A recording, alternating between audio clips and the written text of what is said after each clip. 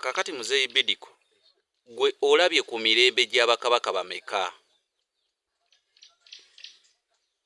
Muteesa ono gwe nsinze okwekkaanya. Muteesa owookubiri wamulabako? Sir Edward si yazaala Muteesa ono aliko? Ono Mutebi. Taata we ye Muteesa.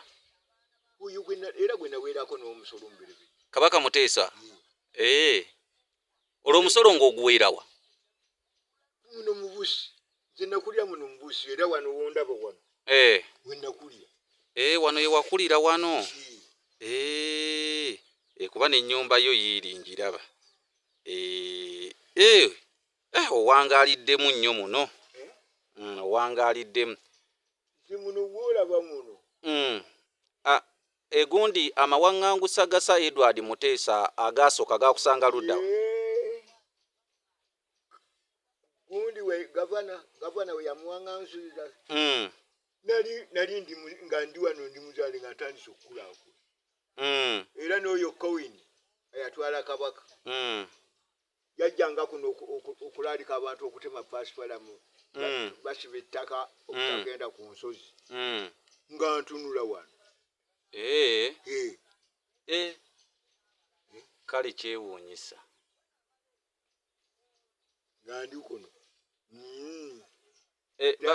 Baatumanga abantu pasikalamu? Cohen? Cowen. Sir Andrew Cohen ate nga pasikalamu bamwagaza ki? Anti nkugambye omukolo gwe. Ab'akagirikaca. Kyovula nti bw'abazungu baatukuumira ensi yabwe. Ab'akagirikaca ye agriculture?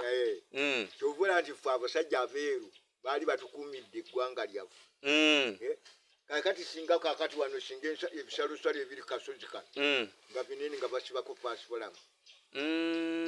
Era kakati byowulya batugamba tusibe amazzi tusobole okuliisa ennimiro. Babayitanga ba agriculture? Oyo Queen namulaba n'okutwala Queen n'oluyimba nali mperekera ku basoma ne babutali obwo ne batugamba muyimbe bwe muti eri banyonyi ŋŋaali eribuulira Queen nti Abaganda baggwawo nga balwanira obutaka. Eri banyonyi ŋŋaali yeribuulira Queen nti Abaganda baggwawo nga balwanira obutaka? Lwaki bagamba nnyonyi ŋŋaali? Ate nga ani anaatuuka yeye Bungereza. Ate Kabaka omusajja aliwo ekyaggweeyo juzi nakwata yali asibuka yagamba nti Kabaka okudda nga ajja yeetambuza ng'akomyewo ku Buganda bantemangako okugulu. Omulala n'agamba nti bwe Kabaka okudda ng'atunula ente yange eyo bagitwalanga. Wayita ebbanga ttono twagenda okulya nga abaami bayita mu kyalo balaalika abantu.